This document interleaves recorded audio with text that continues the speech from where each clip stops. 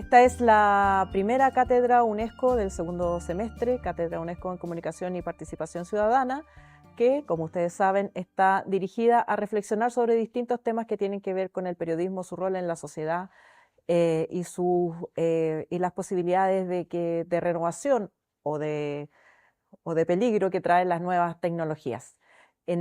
Hoy vamos a conversar con Carlos Basso, periodista de investigación, autor de numerosos libros, pero actualmente además es director de la unidad de investigación en la radio En el mostrador. En el Mostrador, casi me equivoco. Perdón, en el Mostrador. Y académico de la Universidad de Concepción, con quien vamos a hablar sobre un tema que es muy pertinente para los periodistas, pero tengo la impresión de que le hemos estado tratando de sacar el cuerpo. Vamos a hablar de un mapa del crimen organizado y de cómo los periodistas podemos cubrir esta nueva realidad que ya es carne en Chile. Como introducción les quiero contar que cuando yo empecé a hacer periodismo hace muchísimos años, en el siglo XX, los temas de crimen, narcotráfico y todos los temas asociados se cubrían en una sección pobretona, mal mirada, poco deseada por cualquier periodista que decidiera empezar su carrera, que era policía. De hecho, era policía y tribunales, el sector, porque en realidad las noticias eran bastante predecibles, bien local, y por mucho que se le intentaba dar un cariz espectacular en las revistas, sobre todo policiales que existían, nunca dieron, en realidad eran como más noticias de entretención. Yo me acuerdo que Como antes, incluso como se decía acá antes. en los 70, sucesos policiales, Exacto. o había periodistas como José Gómez López, que escribía las historias de una manera muy particular y eran casi como el equivalente a una serie de Netflix hoy. Em, pero actualmente ya no es así. Actualmente el crimen organizado, me parece a mí, ha tomado unas dimensiones que a los periodistas, sobre todo chilenos, nos ha costado mirar como sector. ¿Cómo podemos cubrir el crimen organizado? Primero vamos a preguntarle a Carlos, que es uno de los pocos periodistas que conoce y se dedica a este tema. Primero, ¿qué es crimen organizado, Carlos? Bueno, antes que nada, Sí. muchísimas gracias. Encantado de estar aquí con ustedes y con la gente de SADEL también. Perdón, se me Sí, no, olvidaron los no, no. Sí, agradecimientos. Perdón, es la neurodivergencia. Estamos aquí no solamente gracias a la Cátedra UNESCO, sino también a una alianza con SADEL, que es la Sociedad de las Letras, que a ustedes, queridos periodistas, sí, les va a proteger en el futuro en la defensa de sus derechos intelectuales. sí. Pero Nosotros así que sí, somos socios. somos socios en esta actividad. Exacto. Vamos. Y antes que nada, a ver, si tú ves esto desde un punto de vista de definiciones, ¿no? El crimen organizado tiene un montón de definiciones distintas. Hay una definición que es más o menos básica que conocemos desde hace muchos años, que es la definición que da el Código Penal de este país y que básicamente parangona estas actividades con lo que se denominan asociaciones ilícitas. Y una asociación de este tipo significa que dos o más personas se juntan con un objetivo que es cometer hechos que están fuera, ¿no es cierto?, de aquellos hechos permitidos por la legislación de este país y que tiene una serie de características, que tiene permanencia en el tiempo, que tiene una estructura, es decir, que tiene un jefe, que tiene subjefes, qué sé yo, que tiene además medios a disposición de estas asociaciones, es decir, que cuenta con autos, con armas, con bancos, qué sé yo. Y, y esa, si tú te fijas, esa definición es como un bolsillo de payaso gigantesco, porque ahí cae el Bocilla y sus amigos, ¿no es cierto? Pero también cae el Tren de Aragua, ¿verdad? Y de lo que vamos a conversar hoy día más bien tiene que ver con los segundos que con los primeros. ¿Por qué? Porque podemos ver desde ese punto de vista, ¿no es cierto?, que tenemos dos grandes tipos de crimen organizado que evidentemente se cruzan en muchos aspectos. Tenemos un crimen organizado, llamémoslo así, de cuello y corbata, ¿no? Y también tenemos un crimen organizado que es mucho más violento desde el punto de vista físico. No nos vamos a meter aquí a las Sí, definiciones de Bourdieu, de yo violencia sé. simbólica, ni nada de eso. Desde la perspectiva básica, digamos, ¿no es cierto?, este crimen organizado que estamos investigando muy de a poco en este país, en esta segunda acepción, ¿no?, es efectivamente la concomitancia de muchas personas, son muchas más que dos, evidentemente, que se ponen de acuerdo con el objetivo, ¿no es cierto?, de cometer una serie de hechos delictivos que tienen habitualmente como consecuencia no solamente la muerte de muchas personas, sino que también tienen, y esto es una cuestión súper importante, que algo comentábamos antes, eh, este crimen organizado que tenemos hoy día en el país tiene como objetivo su objeto de trabajo, y perdonen que use ese concepto para hablar de estos delincuentes, ¿no? Su objeto de trabajo son las personas. ¿Ya? Nosotros estábamos muy habituados a pensar, a asociar el crimen organizado con tráfico de estupefacientes, que sigue siendo, sin duda, un motor, Parte del negocio. o sea, parte muy destacada de este negocio.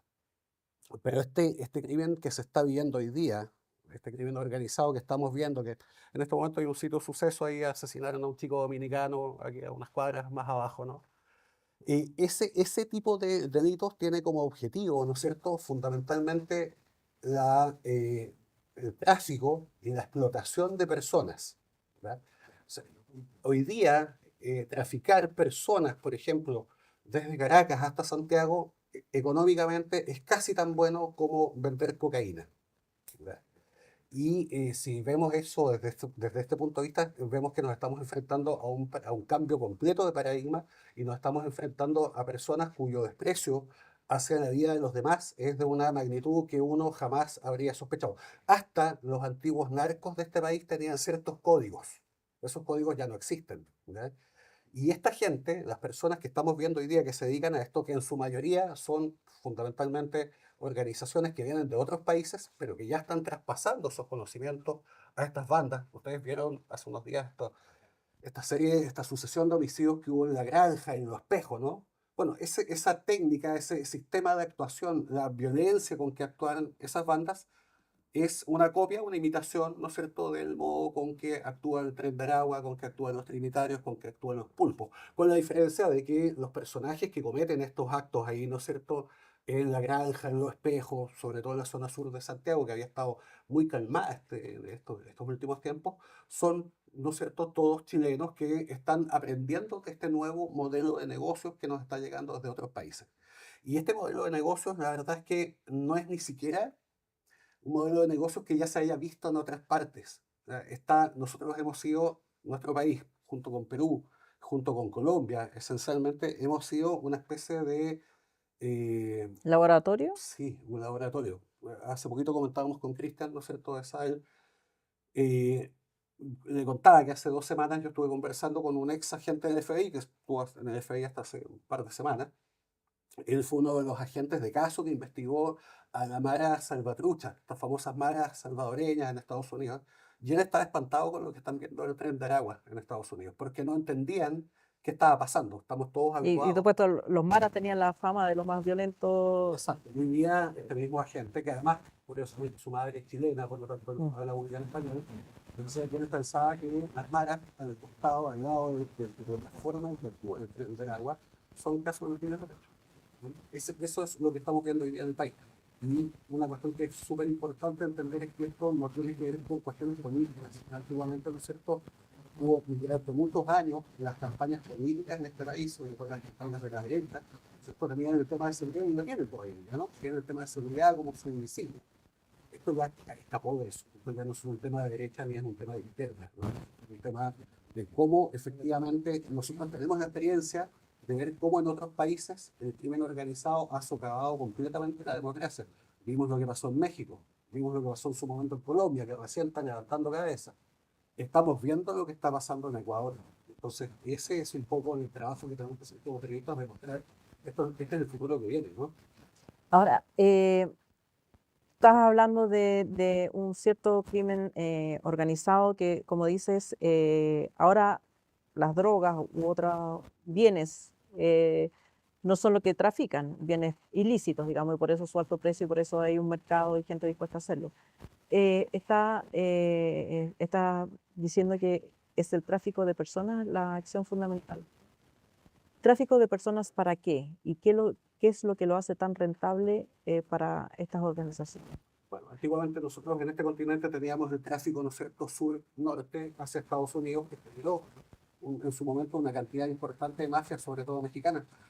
producto de la televisión, acá todavía le decimos coyote a los sujetos que trafican gente, ¿no es cierto?, desde México hacia Texas. Y la verdad es que la denominación no es coyote, hoy día se llaman trocheros, ¿sí? Porque los sectores por donde pasan, en casi todos los países de América Latina, los pasos clandestinos se denominan trochas, ¿ya? Eh, los trocheros, o el gran sistema de migración, ¿no es cierto?, que permitió la eclosión de este crimen organizado, fundamentalmente el Tren de Aragua, es la migración venezolana, ¿no es cierto?, que cambia el eje de migración de norte a sur, ¿no? Y fundamentalmente, sobre todo a contar del año 2015, 2016, cuando se produce la segunda oleada de migración venezolana, ¿verdad? Entonces, efectivamente, cuando se produce esa migración venezolana gigantesca, nosotros acá, según las cifras oficiales, tenemos casi 800.000 personas que han llegado desde Venezuela. Sin duda, la cifra extraoficial tiene que ser muchísimo más alta, ¿no? Yo presumo que debe ser más de 1.000.000. Ese es un mercado gigantesco. Y ese mercado no solamente tiene que ver con el tráfico, no solamente tiene que ver con que todo... O sea, yo te cobro por traerte y Ese es un desplazarte a aspecto. Chile. Ese es un aspecto. Sí, claro. Segundo aspecto tiene que ver, está todo el país espantado este fin de semana, ¿no es cierto?, con los dichos machistas de un ex fiscal en sus chats, ¿no? Eh, Prácticamente todas las mujeres jóvenes que trafican el Tren de Aragua y otras organizaciones, el Tren de Aragua no es la única, ¿no? El Tren de Aragua, de hecho, le permite, le franquicia algunos pasos, ¿no? Por ejemplo, el Tren de Aragua acá en Chile es dueño, entre comillas, del principal paso entre Bolivia y Chile, que es Colchane, Pisica-Colchane. El segundo mayor paso clandestino que hay en el país, ¿no es cierto?, está cerca de Chacayuta, en Arica. Eso es Tacna, Arica, ¿no? Y eso está franquiciado a Los Gallegos, que es un spin-off, ¿no es cierto?, del Tren de Aragua. La mayoría de las mujeres que llegan a través de esa vía, mujeres jóvenes, estamos hablando de chicas de 15 a 25, 28, 29 años, ¿cierto?, o, o se prostituyen voluntariamente, algunas de ellas efectivamente saben a qué vienen, pero muchas de ellas son obligadas, ¿cierto? Y ahí comienza una segunda fase de este negocio, que es la fase económicamente más rentable de todo el negocio. Les cuento un dato, por ejemplo, cuando la PDI allana en Arica, hace 2 años ya, uno de los prostíbulos que manejaban los gallegos, por ejemplo, solamente en las ganancias del fin de semana, porque la PDI allana un día sábado, si no me equivoco, o sea, estamos hablando de unas ganancias seguramente jueves, viernes, sábado, encuentran un fajo de $20.000 en efectivo, además de 9 millones de pesos en efectivo. Toda esa plata, ¿no es cierto?, evidentemente no va a las chicas que están siendo obligadas a el ejercicio del comercio sexual, sino que esa plata, evidentemente, ¿no es cierto?, va a los cabezas de estas organizaciones que están ya sea en Tacna, en Lima, ¿no?, y evidentemente en Venezuela, en Colombia o en partes distintas. Pero no es lo único, ¿verdad? No sé si alguno de ustedes vive en Las Condes o en Providencia, en Vitacura. La verdad es que si ustedes ven, por ejemplo, la cantidad de homicidios que se han cometido ahí es casi inexistente. Ah, pero si van a Estación Central, vamos a Independencia, no sé, bueno, está lleno de homicidios, ¿no? Y esta es una de las cuestiones más perversas que tiene este crimen organizado, ¿verdad? Atacan a los más pobres. Es un crimen organizado, de hecho, brutal en ese aspecto. Ustedes saben que, y esta es una cuestión que yo empecé a darme cuenta de ella hace menos de un año, en las tomas, en las poblaciones, lo vimos acá en la toma de Maipú Cerrillos, ¿no? No Amanecer, pero lo hemos visto en Arica, lo hemos visto en Iquique, hace poquito lo vimos en Villa Alemana, lo hemos visto en Talca.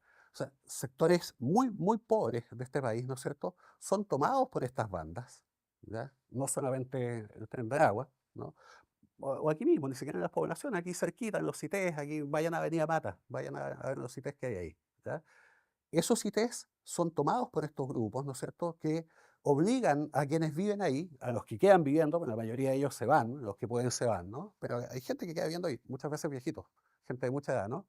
Y a esa gente le cobran una especie de pensión, ¿no? Lo obligan a pagar por seguir viviendo ahí, pero además les proveen los servicios básicos, se convierten en el Estado, ¿ya? Tú le tienes que pagar agua a los gallegos en Arica, le tienes que pagar electricidad a los gallegos, te ponen internet. ¿Mm? Pero además tu casa... Eso en las tomas, sobre todo, que por definición no tienen ningún servicio que básico, no tienen ningún claro. servicio básico, ¿no es cierto? Si tú no pagas, vimos un caso acá en Puente Alto, esta toma ha aparecido varias veces, ¿se acuerdan? Una toma donde El sueño de todos se llama la toma, ¿no? Que queda al final de Puente Alto, donde aparece una casa que tenía Que tenía un una colombiana. jacuzzi, claro. Esa toma antes, esa toma inicialmente es una toma que se escapa de otra toma. Es gente que está en una toma, que debido a los gigantescos niveles de delincuencia que hay en esa toma, hace su propia toma, encima Ya. de un basural, ¿verdad? Ellos, entre todos, juntan plata, ponen un cerco y consiguen, ¿no es cierto?, vivir con cierta dignidad. Hasta que llegan dos grupos distintos, llegan los colombianos, ¿no? Y los colombianos se toman la toma. Y después llega el tren de agua. A Hay, pelear con los colombianos por el control de la toma. con la gente, con los colombianos y con la gente ahí mismo, son testimonios escabrosos. Yo escribí una nota extensa sobre esto. Durante 3 noches seguidas, el tren de agua asalta esta toma. Llegan 20 sujetos en vehículos, armados con fusiles, con granadas, se meten a las casas, le saquean sus casas a esa gente. Esa gente muy pobre, gente que viene en una toma y Que viene arrancando vienen escapando de esto, ¿no es cierto? Y finalmente, ¿no es cierto?, terminan siendo secuestrados en sus propias casas, casas que por supuesto tampoco les pertenecen, digamos, desde el punto de vista jurídico. O sea, eso es lo que está pasando hoy día en este país. Y claro, efectivamente, si uno vive en un sector medianamente acomodado, si uno tiene esa fortuna, es poco lo que vemos de eso, ¿no? En Providencia, ¿qué evidencias ven ustedes del tren de agua? O de la banda, ¿no es cierto? ¿Cómo se llama? Se me olvidó el nombre. La bandada, que es un spin-off también del tren de agua o bandas de otros tipos, ¿no? Vemos, por ejemplo, los tipos que lancean y sacan teléfonos cuando uno va caminando y escapan en una moto seguidos por un auto, ¿verdad? Es ese tipo de cosas, o estos sujetos que sustraen, ¿se acuerdan ustedes? Unas imágenes hace poco, no hace poco, hace un año más o menos en Vitacura, gente que está tomando un café en un local muy bonito, ¿no? Y se asoma un tipo y le saca no me acuerdo si era un Tag Heuer, no me Un acuerdo, un reloj, reloj, claro. ¿no es cierto?, que costaba De muchos alta millones gama, de como le pesos, llaman. exacto, de alta gama, a alguien. Vemos eso, ¿no? Pero esta otra parte, esta cantidad esta brutalidad, ¿no es cierto?, este desprecio hacia la vida, se ve muy poco. Y ahí efectivamente yo coincido contigo en que muchos medios o no han visto esto o sencillamente no les interesa. Ahora, yo tengo la experiencia como profesora de haberle pedido a un estudiante que hiciera un perfil de la influencer que fue asesinada hace Y nada, y no, hagamos un perfil, ahí en Pablo Hurtado. claro, vamos a ver cuál es, porque ya hay como también una ostentación de Exacto. lo que haces y te metes ahí en la pata de los caballos. Eh, y al estudiante le dio miedo Ya, y no lo quiso hacer. ya, Y yo como profesora dije, bueno, tal vez no he tomado conciencia del riesgo que corren la cobertura. ¿Será por miedo que los medios prefieren pasar de largo de estos temas? ¿Cómo lo ves tú? Me impresiona un poco lo que me cuentas del estudiante, porque yo, en mi experiencia como profesor, lo que tengo que hacer es habitualmente estar agarrando a los estudiantes para que no se vayan a Ah, meter a bueno. ese tipo de cosas. Por una cuestión de prudencia, digamos. Yo no Sí, puedo mandar a un estudiante a un sitio donde yo sé que es probable que efectivamente le pase algo. Claro, hemos mandado estudiantes a hacer perfiles y cosas semejantes a lo que tú indicas, claro, el pero perfil no involucra necesariamente, exacto, claro, pero que pero no se vaya a meter sí, al sí, sitio sí, donde evidentemente la posibilidad de que sea atacado claro. es obvia. Yo creo que por un lado hay no sé si miedo, ¿ah? Yo creo que hay una especie de incomprensión, yo creo que hay comodidad también, pero yo creo que lo primero es este tema de la incomprensión, que es algo que también conversábamos con Cristian. Nosotros estamos convencidos o nos cuesta mucho cambiar nuestras ideas fijas. Entonces, por ejemplo, cuando hablamos de Tren de Aragua, hablamos de los trinitarios, hablamos de los pulpos, hablamos de los chotas, podría ser un listado extenso, pensamos en tráfico de estupefacientes. Y la verdad es que trafican cualquier cosa, da exactamente lo mismo. Ya no funciona así. Fíjense, les O cuento. sea, ya no es un problema que se soluciona como se pensaba en algún momento legalizando O sea, yo creo que tú puedes eh, hacer eso, pero van a encontrar algo que otra pueden cosa traficar. prohibida, Exacto. claro. Sí, y oye, a ver, sí, hay experiencia hoy O día. sea, el negocio es traficar algo O sea, en México ilegal, hay tráfico de paltas hoy día, aunque suene absurdo. Porque la palta es muy claro, cara, ¿no es cierto? Y está sometida a una serie de impuestos. Entonces, da lo mismo, en definitiva, qué es lo que tú vendas o no, porque cualquier cosa que el mercado le imponga impuestos, le imponga, ¿no es cierto?, restricciones, estas personas van a encontrar, ¿no es cierto?, la forma de vender aquello de un modo mm, mucho más barato, sin pagar impuestos, sin pagar imposiciones, sin pagar ninguna cosa. Pues, si vamos a cosas más sencillas, lo que pasa con los libros pirateados. El libro pirateado, mucha gente piensa que es poco menos que un acto, y aquí estamos con la gente SAL, mucha gente piensa que es poco menos que un acto de justicia social, ¿verdad? ¿Cómo se llama? Textos para la gente más pobre. Puede ser. Pero detrás de ese texto que ustedes ven en la cuneta, lo que hay, ¿no es cierto?, es un sujeto que, como se descubrió hace unos años, tenía una casa en Marbella, ¿no? Una casa gigantesca con un yate, ¿verdad? Entonces, efectivamente, ¿qué hacía ese sujeto? Ese sujeto, a diferencia de lo que sí tiene que hacer una editorial, que tiene que pagar un local, tiene que pagar costos fijos, tiene que pagar sueldos, imposiciones, IVATOS, no paga nada de eso. Y al autor. Y al autor, Es bueno, verdad, al autor. queda un poquitito, ¿no? Nos queda un Aunque, poquito. aunque sea un poquitito. Pero nada de eso. Efectivamente, todo eso, ¿no es cierto?, se lo lleva completo este sujeto. Entonces, pasa exactamente lo mismo en todo ámbito productivo. O sea, cualquier cosa que pueda ser traficada va a ser traficada. Y te cuento un datito más. Fíjense que durante muchos años en la policía, acá en Estados Unidos, en el país que en Sudáfrica, donde sea, ¿no? Los sistemas de clasificación penitenciarios se basan en los tatuajes. Habitualmente uno piensa que el delincuente, y así ha sido durante mucho tiempo, ¿no es cierto?, tiene su identificación, su pertenencia identitaria establecida en función de distintos tatuajes que tiene. Y efectivamente, cuando empiezan a caer, sobre todo los gallegos en Arica, se dan cuenta que varios de ellos tienen tatuajes que muestran un fusil AK-47. Entonces, todos los policías de este país y le traspasan información a otros policías, empiezan a buscar sujetos con fusil AK-47. Y pillan algunos, pero después van dando cuenta que hay más tatuajes. Y después se van dando cuenta que en definitiva el tatuaje no significa nada. Hoy día, ¿cómo se identifican, cómo se transmite, por ejemplo, la información a través de grupos de este tipo? ¿Cómo transmitirían ustedes que tienen veintitantos años de información? ¿Cómo le dirían uno de ustedes a otro, yo soy tu jefe? Mira, mi tatuaje, no funciona así. Funciona a través de emojis.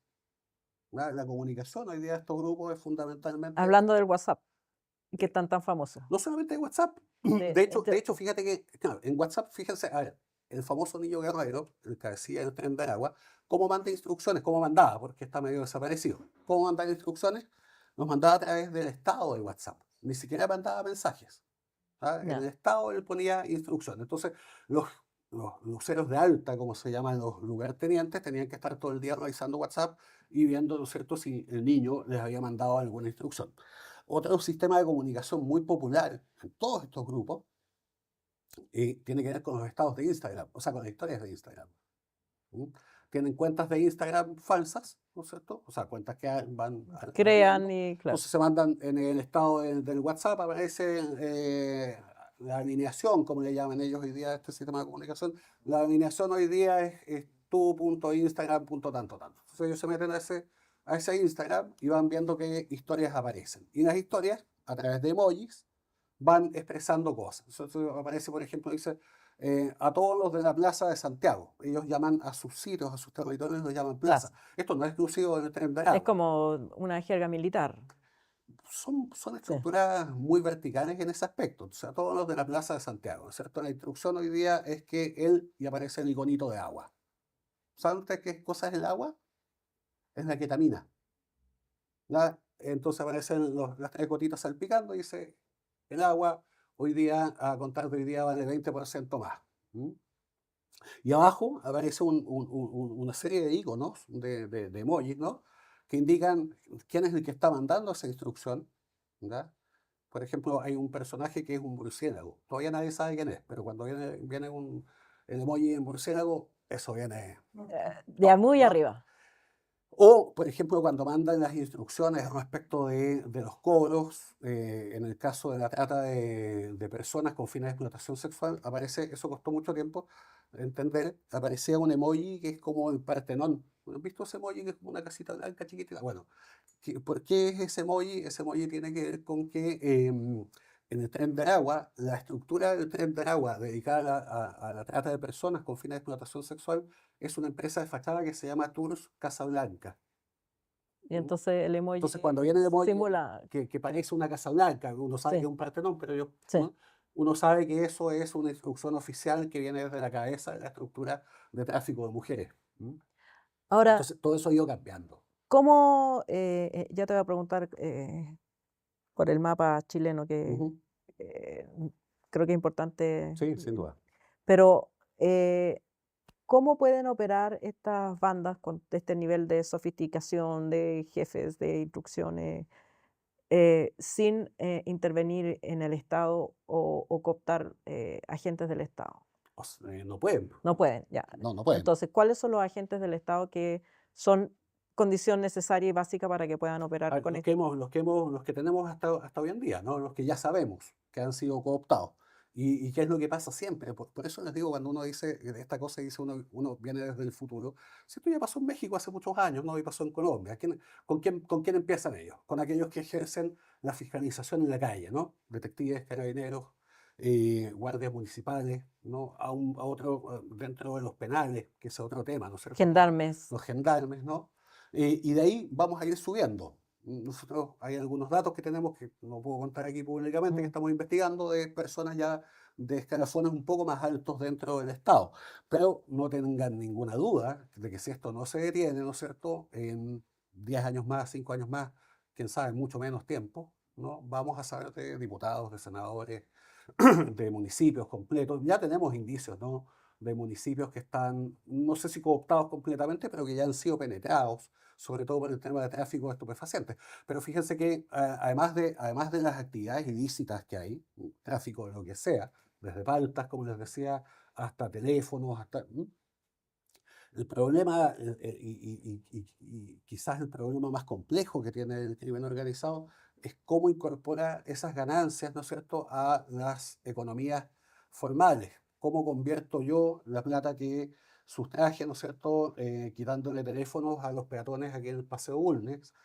Y ustedes saben que el teléfono, digamos, más allá del aparato que nos mandan a desbloquear a Colombia, más allá de eso, lo que les interesa el teléfono es el acceso a las cuentas bancarias, Los datos, los, claro. los datos, ¿no? Entonces, bueno, ¿qué hago con toda esa plata? ¿Mm? ¿Cómo hago que esa plata yo la pueda ocupar de verdad? Bueno, esa plata se ocupa, ¿no es cierto?, poniendo farmacias, poniendo ópticas, poniendo barberías, comprando motos, por ejemplo. La mayoría de las motos donde llega un chiquillo, ¿no es cierto?, a entregar, o una chiquilla a entregarnos, ¿no es cierto?, una pizza, cuando pedimos algo a través de alguna aplicación, la mayoría de esas motos, la mayoría de los vehículos que se ocupan en este país para delivery son propiedad de alguna banda criminal, que lo que hace esa banda es que compra, en Iquique, por ejemplo, encontraron más de 100 motos en el Tren de Aragua. ¿Qué es lo que hacen? Compran esa moto, ¿no es cierto? Y esa moto, entre comillas, se la arriendan. El chico que llega en la moto no tiene nada que ver con eso, ¿verdad? Claro. Él efectivamente le paga 100.000 pesos, 200.000 pesos, más o menos ese es el estándar semanal, ¿no?, a esta organización. Pero ¿qué hace esa organización? Esa organización no factura por 100 ni 200.000 pesos, factura millones y millones y millones, ¿no? Y con eso tiene una justificación para el ingreso de esta plata pésimamente medida a su sistema contable, ¿no?, y la salida hacia afuera. Para eso, para que eso funcione, ¿no es cierto?, tú necesitas que la unidad de análisis financiero de la Comisión del Del, Ministerio de Hacienda, ¿no es cierto?, mire para el lado. mire para el lado, necesitas que la PDI también haga lo mismo, necesitas que Carabineros hagan lo mismo, necesitas que los municipios hagan lo mismo. Los municipios son súper importantes en esto, ¿no? ¿Quién le da los permisos De las patentes. claro, los permisos de funcionamiento a todas las barberías que hay aquí? ¿Cuántas barberías han visto ustedes en el país? Hay cuadras completas. Lo mismo pasa con las ópticas. Lo mismo pasa. Hace poco hubo una investigación en Concepción donde desarticulan A los casinos falsos. casinos clandestinos, ¿no? Incautan 1.800 máquinas de estas de tragamonedas y qué sé yo. ¿Y cómo lavaban ellos su plata? Porque es la punta de la pirámide, evidentemente hay mucho más. Entre otras cosas, tenían un centro de belleza, que era una cuestión gigantesca. Yo, de hecho, me acuerdo, vi ese centro de belleza hace algunos años y dije, ¿qué es esto? O sea, es Claro, demasiado. de verdad que hay tantos clientes para esto, claro. Y no solamente tantos clientes, sino que es Concepción. Y esto Sí, parecía una cuestión, no sé, de la Quinta Avenida de Manhattan. O sea, no tenía ningún sentido. Y evidentemente sí tenía un sentido y ese sentido tenía que ver con lavado de activos, ¿no? y ahí te voy a hacer dos preguntas. Uno, el lavado de activos significa que van a pagar impuestos. De hecho, las empresas que lavan dinero son los mejores pagadores de impuestos Y se porque, jactan de eso, si hemos claro, pagado yo tantos estoy pagando impuestos. Y por lo tanto, el Estado está recibiendo ingresos Exacto. que provienen de estos tráficos. ¿Cuán prevalente es? Bueno, y no sé si se ha estudiado, pero yo siempre le pregunto a los impuestos, ¿ustedes saben cuánta plata tienen que viene del lavado? No, no sabemos, no es imposible saber. ¿Es imposible saber realmente o el Estado frente al ingreso de estos recursos dice, bueno, Yo creo que a caballo regalado no se mira los dientes? Yo creo que no es difícil saber. Y segundo, creo que efectivamente el Estado, y esto ha pasado muchas veces, o sea, y el Estado no solamente a nivel de impuestos internos, del servicio de impuestos internos, sino a nivel del Estado en general. ¿Cómo puede ser, ¿no es cierto?, que tú tengas un grupo de secuestradores, que es otro tremendo negocio, ¿no? El secuestro hoy día. Tienes a sujetos que secuestran a una persona por segunda vez. Estoy hablando en este caso que estalló el año pasado en Los Vilos. eh, que pagan, entre los dos secuestros, a este grupo le pagan cerca de 200 millones de pesos. ¿Ya? Caen detenidos, ¿no es cierto? Van a una audiencia donde la fiscalía envía a un asistente fiscal que supuestamente no conoce la carpeta.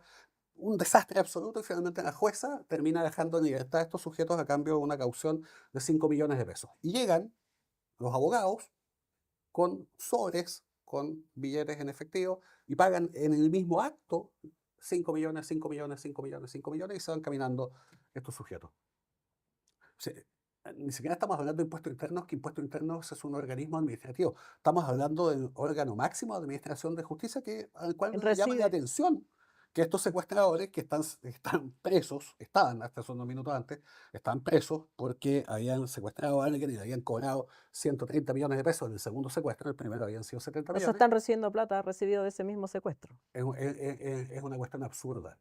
¿Mm? Lo mismo pasa con el tema de los abogados, ¿no es cierto? No todos, por supuesto, Sí, pero hay algunos, porque hay abogados que están conscientes de esto. Pero hay otros abogados que dicen, bueno, a mí qué me importa. Sí, a mí es lo un que me interesa es cliente, que me paguen.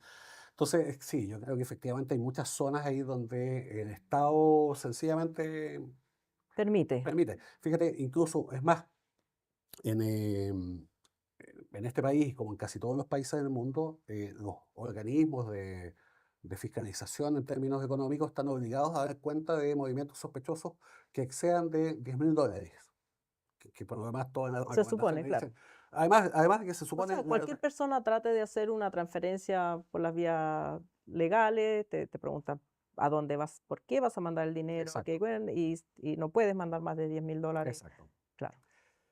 Pero fíjate que tú puedes pagar una fianza, tú puedes estar, no sé, imputado por secuestro, homicidio, drogas, lo que sea, y te pueden fijar una fianza de 15 millones de pesos, viene tu abogado, lo paga en efectivo, y ha sido un gusto, y tú te vas para tu casa, y nadie va a cuestionar eso, y tampoco eso el juzgado le va a informar en la unidad de análisis financiero. Eso es una cuestión kafkiana. Claro. Y la otra pregunta es, respecto a este mapa, ¿qué tan penetrado está Chile respecto del crimen organizado?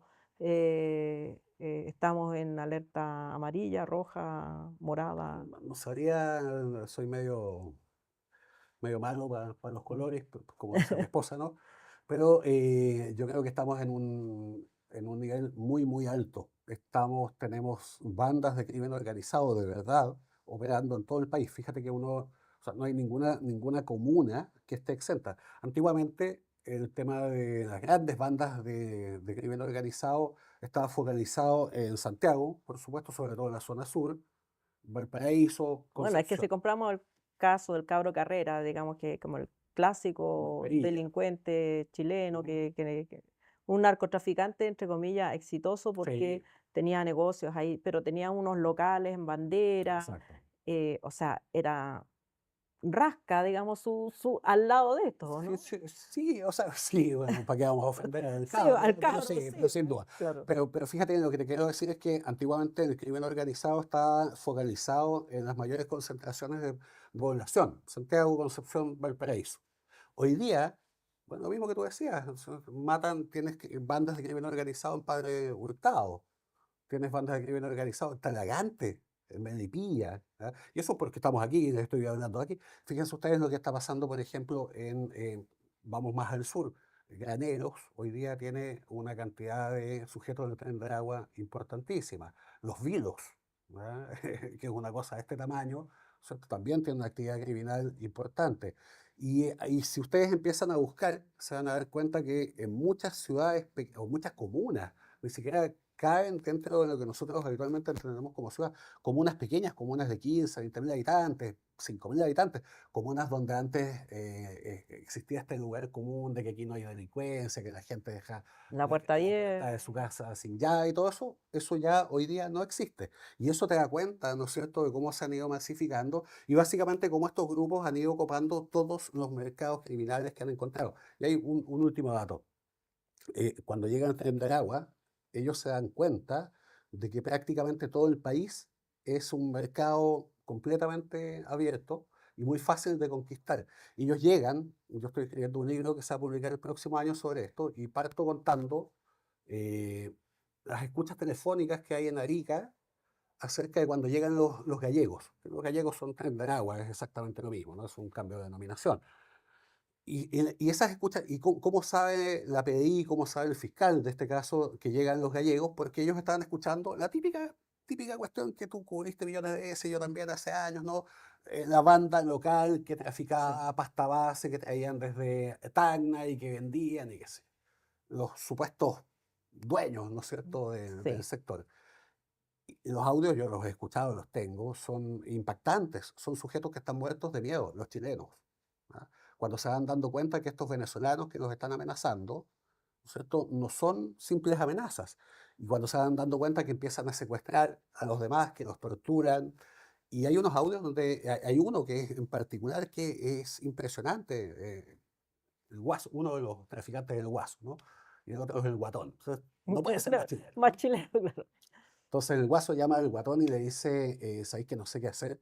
Me fui a la casa, estos tipos saben dónde vivo, saben quiénes son mis hijos, me conseguí una camioneta, estoy dando vueltas y me van a matar. Me dice, no sé qué voy a hacer. Bueno, finalmente, a raíz de esas escuchas, ¿no es cierto?, se dan cuenta en la PDI, en investigación y en la Fiscalía que tienen una cuestión mucho más importante y dejan de escuchar al guaso Y el y el guatón. guatón, entre otras cosas porque ellos no se comunican nunca más, po. Hoy día nadie sabe dónde están. Lo más probable es que Qué los hayan triste, sí. ejecutado y los hayan tirado en el desierto, como hay muchas Tantos escuchas. cuerpos que, claro. Como tantos cuerpos, yo he entrevistado abogados de narcotraficantes en distintas partes del país. Por ejemplo, en Concepción, el año pasado, un abogado de narco me decía que él nomás tiene 3 clientes desaparecidos y que la desaparición de sus clientes coincide, sí, pues sí, las estadísticas, cuando vemos estas estadísticas de homicidios, ¿ah? Son los cuerpos que se Son los encuentran. cuerpos que se han encontrado. ¿Mm? Resulta que solamente, fíjense, solamente en Arica se calcula que hay por lo menos 20 cuerpos desaparecidos. Y eso es en función de las investigaciones que han hecho, de los datos que han llegado a informantes, de las escuchas telefónicas, que Que igual saben que han es un asesinado a mucha más subnúmero, gente claro. y que esa gente, probablemente esas víctimas no las vas a pillar nunca, entre otras cosas, tampoco se sabe quiénes son. Y nadie Mu- los va a reclamar. Muchas de esas víctimas, exacto, son personas indocumentadas como ellos. Muchos de ellos son personas que llegan, ¿no es cierto?, que ejercen también actividades delictivas y que en algún momento entran en una disputa, ¿no es cierto?, y terminan siendo ejecutadas. En el caso de los narcos, como te decía, en el caso de Concepción, yo conozco este caso, no me dice, este abogado me dice, tengo 3 clientes que desaparecieron. O sea, no sabemos dónde están. No sabemos si están vivos, si están muertos. Y ese fenómeno se fue dando en muchas partes más. Entonces, el único sitio, y este es un dato súper interesante, el único sitio donde el tren de agua no se instala de inmediato es Antofagasta. Y es en Antofagasta por una cuestión específica, porque la primera gran oleada de inmigración, entre comillas, del norte de América Latina que llega es la inmigración colombiana, que fundamentalmente viene de Buenaventura, se instala en Antofagasta y con ellos llega, ¿no es cierto?, un grupo que son los chotas, que son derivación de los paramilitares antiguamente las AUC, ¿no es cierto?, colombianas, y esos sujetos controlan el sector. Entonces hay una especie de pacto de convivencia ya. Con ustedes no nos vamos a meter, Pero pero todo lo seguimos para allá. demás es nuestro. Y ese pacto ya se acabó también. Ya se acabó Sí. también. Ahora, ¿qué puede hacer el Estado o la democracia? Porque digamos, están intentando distintas estrategias. Tenemos la de Bukele, cárceles masivas, pero que en realidad esconden un pacto, en realidad, con los propios las propias organizaciones del crimen organizado para tener una cierta paz. O tenemos las otras estrategias de largo plazo, de eliminar las brechas de desigualdad, echarle carbón al tiraje de la chimenea para que los jóvenes puedan tener otras expectativas más interesantes que dedicarse al narcotráfico. ¿Qué es lo que, en tu opinión, que resulta efectivo o ya no se puede hacer Chuta, nada? honestamente, yo creo que esa es una pregunta para un sociólogo, Sí, pero a ver, la estrategia de Bukele es efectivamente una estrategia que pasa por el pacto, ¿no es cierto?, con las bandas criminales y en eso, por supuesto que hay una cantidad de problemas asociados que es gigantesca, ¿no? Tú tienes una paz aparente, esa paz va a estallar en algún claro. momento, ¿no? Cuando ese sistema se quiebre. Ahora, eh, desde el punto de vista de cómo funciona el Estado, tú lo único que puedes hacer en este momento, desde el punto de vista, digamos, coyuntural, es efectivamente hacer investigaciones, tomar a estos sujetos y meterlos presos. Ahora, el problema es que tú metes presos a estos sujetos y ellos, Sí. fíjate que hay una pregunta que yo le he hecho a todas las fuentes que he entrevistado, fuentes policíacas y fuentes y fiscales que he entrevistado en los últimos 2 años sobre estos temas. Y a todos les pregunto, además de las especificidades de su caso, y todo, sobre todo con Tren de Agua, les pregunto lo mismo. ¿Hubo algún tipo de resistencia a la detención? No, el Tren de Agua no se resiste. Hay casos, fíjate que hay un caso que es notable aquí en Estación Central, en la pequeña Caracas, de 2 carabineros que llegan un día, porque esto fue hace como 2 años, llegan un día a uno de los edificios porque el conserje llama porque hay vecinos que en un estacionamiento se están quejando de que hay un olor muy persistente a marihuana.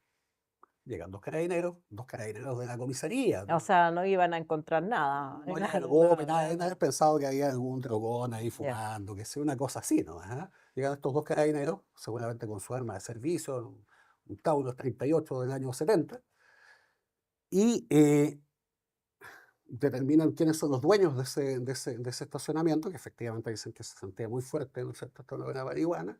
Van al departamento y el dueño del departamento es un venezolano que los atiende muy amable, y le dicen: "Necesitamos que baje y que nos abra". Sí, cómo no. Baja con ellos, les abre, y cuando abre, se encuentran, además de unos paquetes gigantescos de marihuana, como es evidente, ¿no?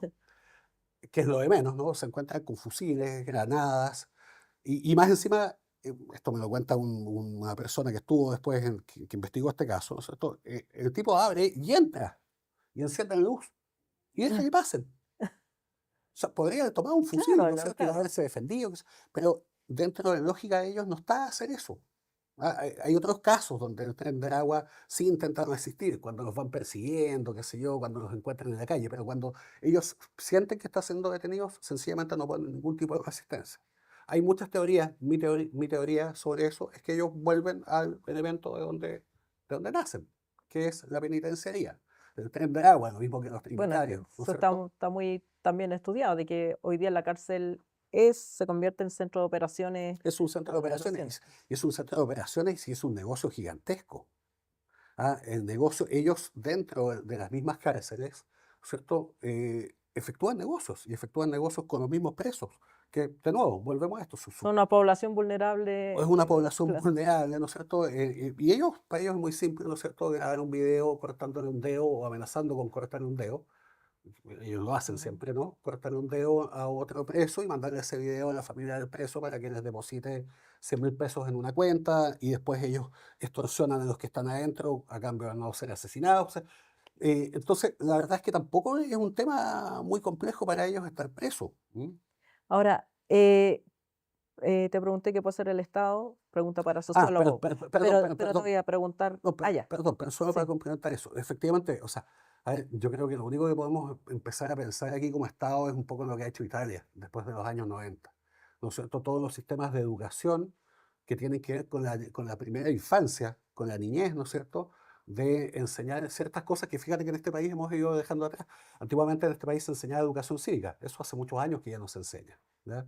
No se les enseña filosofía, no se les enseña historia, no se les enseñan ciertos valores, ciertos principios, ¿no? Que probablemente es una base. Ahora, el problema es cómo consigues tú que un chico de 16 años, ¿no es cierto?, que no ha tenido educación, que no tiene mayores aspiraciones, que no tiene cómo pagar una universidad, no sea captado como soldado de una banda de narcotráfico que le paga 2 millones de pesos al mes y que le permite comprar unas Nike que valen 800.000 pesos. Es muy O sea, difícil. y, ¿qué puede hacer el periodismo y cómo cubrir, el crimen organizado? Por las razones que sean, como decíamos, no es un sector que cubran todos los medios o que lo tengan asignado así como Ujú. te vas a dedicar a cubrir crimen organizado, a saber cuáles son las bandas que operan, qué es lo que está pasando, esta matanza aquí significa qué, qué cartel está peleando con cuál. eh, A ver, primero que nada tiene que haber una convicción del medio en el sentido de que este es un problema importante. Yo afortunadamente estoy en un medio donde efectivamente hay conciencia de que este problema, que es una pauta temática ajena a las pautas temáticas tradicionales del medio, es un tema que va a tener en definitiva consecuencias políticas muy graves, ¿ya? Y en definitiva, como entendemos nosotros este tema, lo que está pasando con el crimen organizado no es distinto de lo que pasó en su momento, o sea, no es distinto, por supuesto que es distinto el contexto, ¿no? Pero no es distinto de lo que se hacía cuando se investigaba la DINA, ¿ya? Estamos hablando de grupos de crimen organizado, uno estatal, este otro paraestatal, pero con nexos con un Estado, ¿no es cierto?, que lo subcontrata, de hecho. El tren de Aragua, ¿no es cierto?, no secuestra al teniente Ojeda porque piensa que puede ser un buen negocio, digamos, ¿no? O sea, efectivamente es un buen negocio, ¿no? Pero el mandante aquí, evidentemente, no es, hay una motivación hay una política. motivación política de por medio, ¿no es cierto? Mm. Entonces, desde ese punto de vista, primero que nada, tiene que haber una convicción del medio, ¿ya? Y segundo, tiene que haber también cierta convicción a nivel de los periodistas de entender que hacer una cuestión como esto efectivamente entraña ciertos peligros, ciertos. Riesgo. Sí, ¿no es cierto? Y desde ese punto de vista uno también tiene que estar dispuesto a efectuar ciertos, ¿cómo te lo podría decir? No sé si sacrificios, pero yo, por ejemplo, tengo un sistema de seguridad en mi casa. Un sistema de seguridad Claro, que no me pagó nadie, me lo tengo que claro, pagar eso, yo, ¿no es cierto? Pero más que por mí, por mi familia. O sea, yo sé claro. que efectivamente estoy expuesto, ¿ya? Son grupos que no te amenazan, o sea, amenazan, pero a determinadas personas. Pero por ejemplo, a ver, En nosotros general actúan nomás. actúan. Nosotros sabemos dentro, si uno compara cómo actúa el crimen organizado en distintos países, cómo ha actuado, uno sabe, ¿no es cierto?, que tienen ciertos estadios, ciertas etapas que van quemando, ¿ya? No hemos llegado todavía a esa etapa, espero que no lleguemos, pero hay una etapa que es donde empiezan a matar periodistas, ¿no? Que México, por ejemplo, uno de los países más peligrosos para ejercer el periodismo por esa Que razón. tenemos eso, pero tenemos otros países que son menos conocidos por los asesinatos de periodistas y son igualmente, ¿no es cierto?, hay una cantidad importante. Por ejemplo, Paraguay. Paraguay está completamente penetrado por el primer comando de la capital brasileño, que también, hablando del mapa, ¿no es cierto?, que Mm. también está acá en Chile, ¿ya? Que es un grupo, de hecho, mucho más grande incluso que el Tren de Aragua. El Tren de Aragua, en algún sentido, ha imitado, ha copiado algunas de las técnicas del PCC, pero en Paraguay, no tengo a mano la estadística, pero en los últimos años debe haber habido unos 15, 20 asesinatos de periodistas. Lo mismo ha pasado en Ecuador, ¿no es cierto? Bueno, ¿para qué vamos a decir Colombia? Yo, como anécdota, alguna vez, no sé si estabas tú ahí también, en Colombia, en una de estas. Sí, de los del eh, de la estamos yo, yayo, sí, de la Fundación Nuevo Periodismo, uno de los no congresos. era en el nuevo periodismo, pero en un Sí, seminario una vez en Bogotá, en la Universidad Javeriana, estábamos ahí. Y yo me acuerdo que yo quedé en una mesa, en la cena, digamos, mm, típico, estas cuestiones que tienen comidas y qué sé yo. Y estábamos sentados en una mesa, había dos chicas argentinas, había 9 periodistas entre mexicanos y colombianos y yo. Y en algún momento los colegas colombianos y mexicanos empiezan a contar de sus secuestros. Y con las colegas argentinas que estaban ahí nos mirábamos tanto extrañados, ¿no? Y nos dimos cuenta que todos los colombianos o mexicanos que estaban ahí habían sido secuestrados por lo menos una vez. Había uno que había sido secuestrado 5 veces. ¿No? Entonces ahí es cuando uno se da cuenta, y para ellos ya ya formaba era parte parte, exacto, ya ni siquiera se asustaban, ¿verdad? Porque claro, tenía, tenían su modus operandi, claro, exacto. Exacto. Entonces, yo creo que efectivamente si no tenemos un Estado que actúe, un Estado que entienda esto, yo creo que no lo está entendiendo, vamos a llegar a eso y vamos a llegar también a los secuestros y homicidios de diputados, de senadores, de ministros. Vamos a llegar a lo que. Vean ustedes lo que está pasando en Ecuador. Ecuador hace 15 años era un país que tenía índices delictivos más bajos que Chile. ¿no? Y hoy día Ecuador es un estado que está completamente militarizado, es un estado donde efectivamente los que están mandando hoy día son las bandas de crimen organizado, donde, por ejemplo, el turismo que había, ¿no? En zonas, eso desapareció completamente. Y de hecho, lo que vamos a ver muy pronto, ¿no es cierto?, es una oleada de migración hacia acá de parte de ecuatorianos. ¿Preguntas? Yo quería aprovechar de un comentario.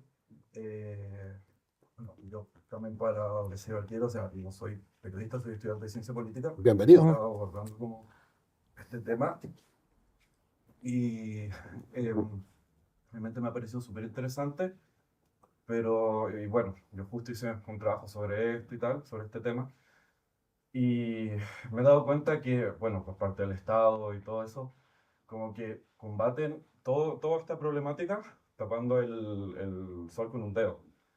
Porque al final los problemas, la base, la desigualdad social, todo eso. Entonces al final muchas veces se ha visto como que en el tema de políticas públicas, ya sea de izquierda o de derecha, que al final dicen, no, si aumentamos el presupuesto de seguridad. Al final, bueno, si pasa eso, termina pasando lo que pasó con Bukele.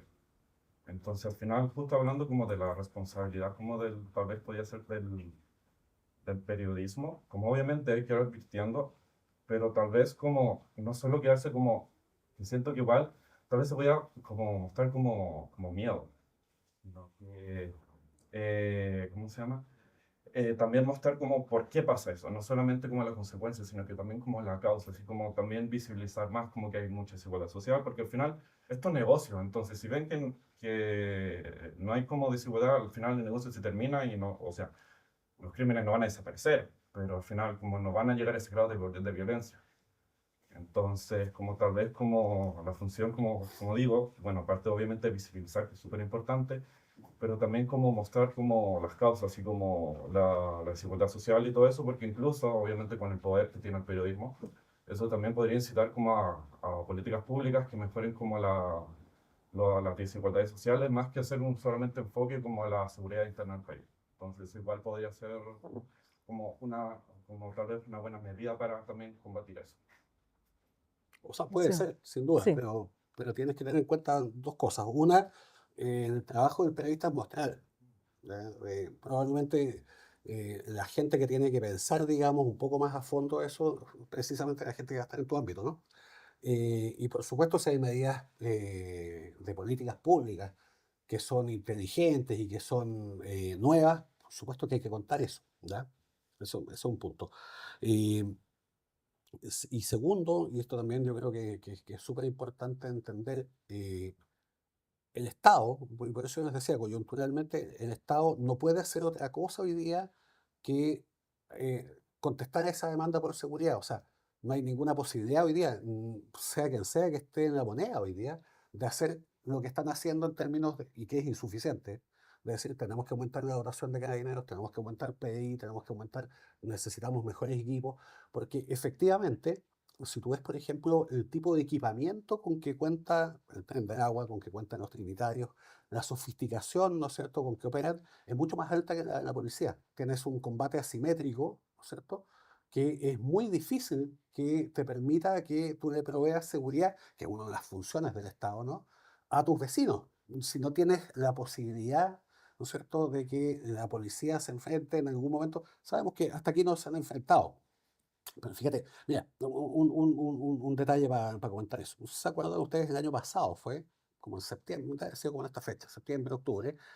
Un sujeto le lanza una granada a una carabinera, aquí muy cerquita de Pedro Montt, ahí cerca de la penitenciaría. Bueno, ese sujeto, que eso no se contó en ese momento, era un sujeto importante en el tren de Aragua.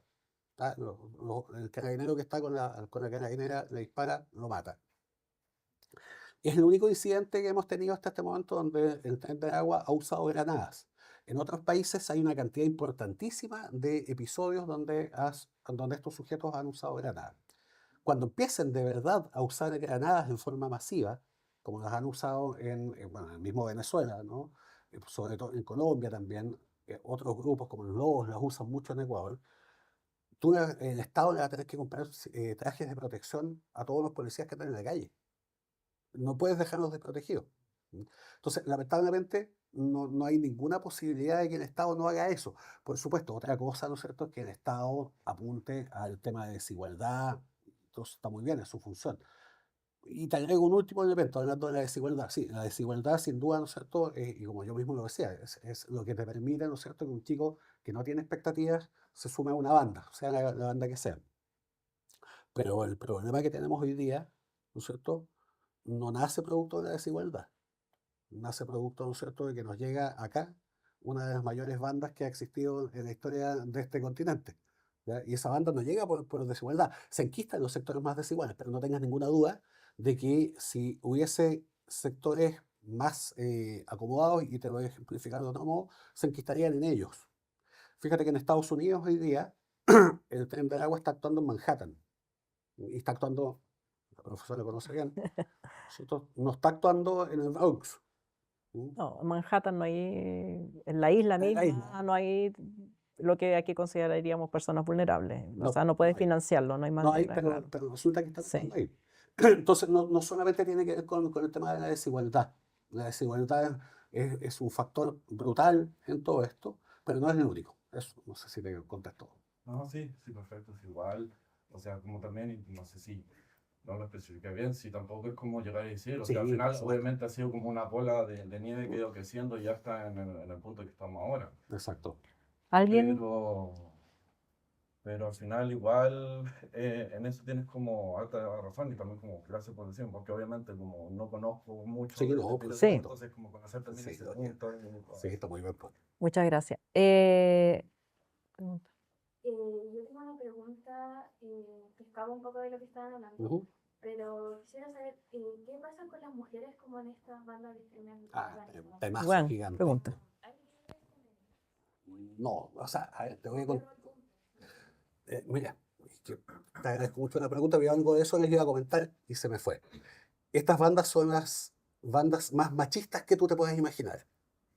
O sea, la mujer en el tren de agua, sobre todo, también pasa con los trinitarios, también con los pulpos, con los chotas, con los espartanos, con un montón. Pero sobre todo en el tren de agua, la mujer es un objeto sexual, ¿no? No es otra cosa que eso. Pero tiene una dimensión doble. Por un lado, ¿no es cierto?, es un objeto de explotación sexual, pero por otro lado, habitualmente hay mujeres que ellos les dicen liberadas. ¿Mm? Esas mujeres liberadas habitualmente son chicas que han explotado a ellos y que las convierten en sus parejas. Aquí incluso, aquí falta mucho estudio, pero aquí yo creo que se produce una especie de síndrome de Estocolmo con muchas de ellas, ¿no? Que tratan de escapar, pero que finalmente, ¿no es cierto?, se terminan, incluso muy Pero es una semejante, estrategia de sobrevivencia también. ¿Cuál es tu alternativa? o muy Claro. semejante, exacto, o muy semejante a lo que pasaba con la Dina, su brigada Sí, femenina. claro. No sé si conoces un poco la historia de eso. Es muy semejante, ¿no? Estas chicas, la única opción Quebradas ya, claro. com- Claro. completamente quebradas, con su familia amenazada en Venezuela, ¿no es cierto? Porque habitualmente, por eso siguen a sus compatriotas, que es lo mismo que pasa, hemos hablado mucho del tren del agua, no hemos hablado de los pulpos peruanos, ¿verdad?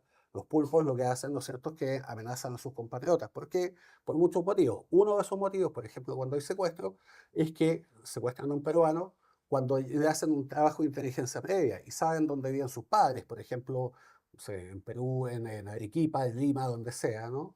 O cuando extorsionan a alguien y le dicen, bueno, si tú no pagas, ¿no es cierto?, vamos a ir a matar a tu padre que vive en Tacna. ¿Mm?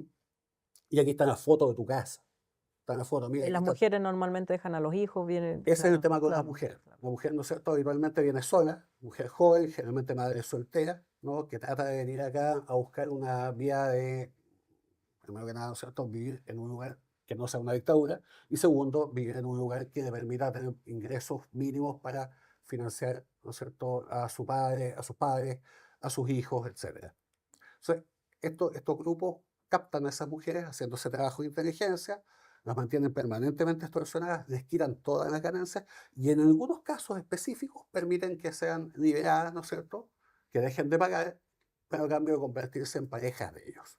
Y muchas de ellas efectivamente se convierten en parejas, terminan teniendo cargos, entre comillas, de liderazgo, pero muy de un nivel medio bajo, habitualmente a cargo de otras mujeres, ¿ya? Pero no pasa de ahí. O sea, en definitiva, ¿no es cierto?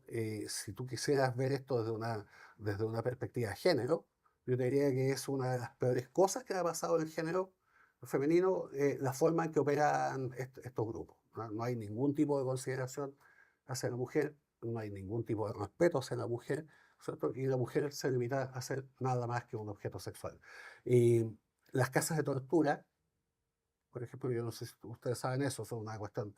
Aquí en el centro, alrededor de donde estamos, hay por lo menos 8 casas de tortura, que están habitualmente en CITES.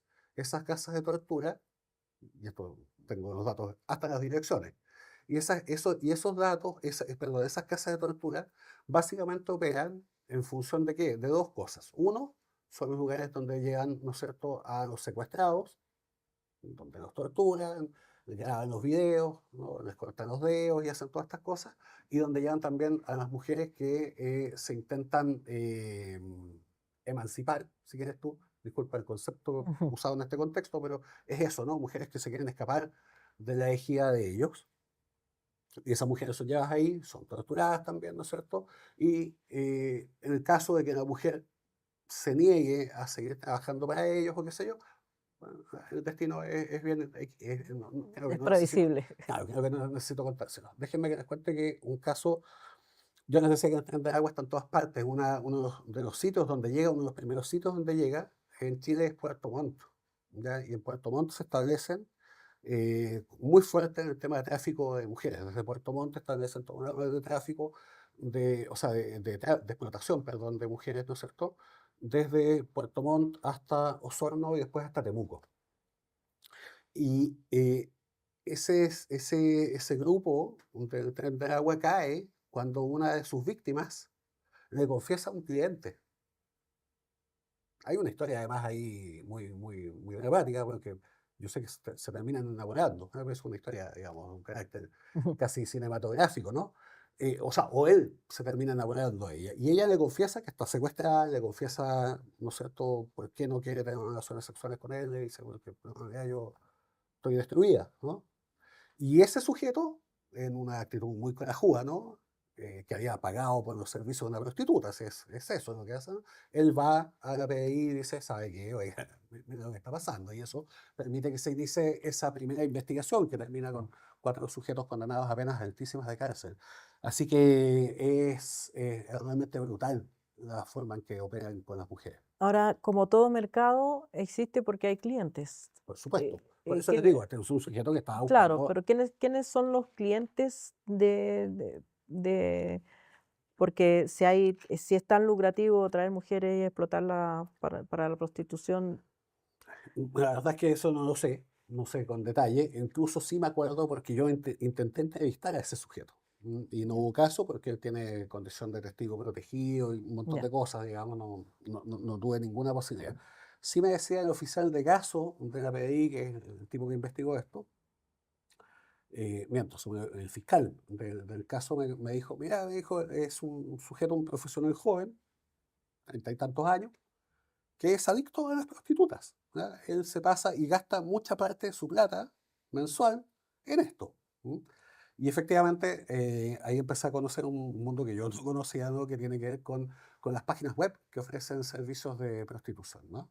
¿Ya? Y efectivamente este sujeto una vez a la semana por lo menos contactaba a alguna prostituta a través de este sistema, de una página en específico que se llama Estacada, si no me equivoco, o Estocada, no me acuerdo, con K. Y llegaban las mujeres, ¿no es cierto? Muchas veces hacían fiestas con amigos, contrataban prostitutas y qué sé yo. Ahora, lo que hay que entender de esto es que es un negocio, como tú dices, tremendamente lucrativo. Y eso da cuenta, por ejemplo, de lo que yo les contaba acerca de las ganancias de 3 o 4 días en ese prostíbulo de Arica. Esas cantidades de plata gigantescas, ¿no?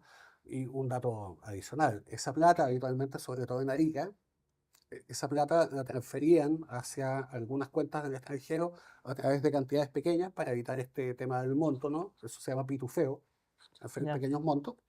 Pero muchas veces cuando juntaban muchos dólares, mandaban a un sujeto a través del desierto caminando, con una mochila, ¿verdad? Lo dejaban cerca del paso clandestino, y el sujeto en la madrugada, armado, por Ya. supuesto, ¿no? Atravesaba, y esa plata la ingresaba en el sistema de la economía formal de Perú.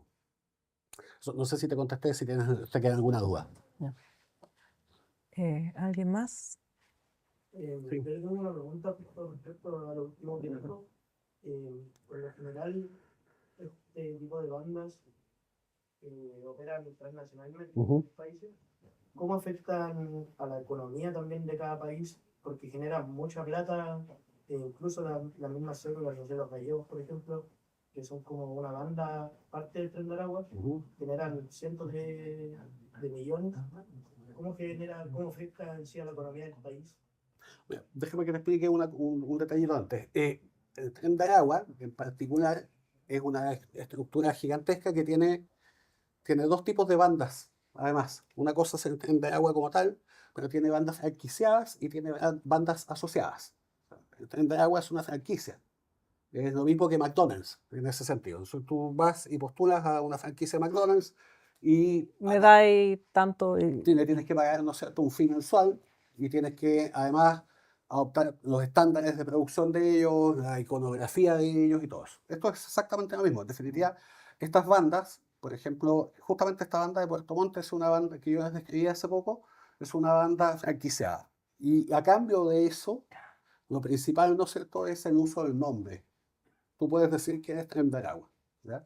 Si te descubren diciendo que eres Tren de Aragua y no eres Tren de Aragua, lo más probable es que termines con un disparo en la nuca y tu cuerpo botado ahí en camino al paraíso, ¿no es cierto?, abajo de un desagüe, ¿ya? Hay un segundo, perdón, están las franquiciadas y están las asociadas. Las asociadas son bandas que no son, que son originarias en su mayoría de Venezuela, ¿no es cierto?, y que están asociadas a través de convenios, como dos empresas. Por ejemplo, una de las bandas más brutales de todas, hablando de las mujeres, ¿no? Se llama Los Orientales, que es una banda que nace también en una cárcel, específicamente en la cárcel de Ayala, en Anzoátegui, en el estado de Anzoátegui, que se asocia con el Tren de Aragua. Entonces, cuando el Tren de Aragua toma el control de todas las trochas desde Venezuela hasta la Patagonia, los orientales hacen un convenio con ellos, casi como si fuese un convenio formal, ¿ya? Y en ese convenio establecen que los orientales pueden traficar personas sin pagar impuestos a través de las trochas del Tren de Aragua.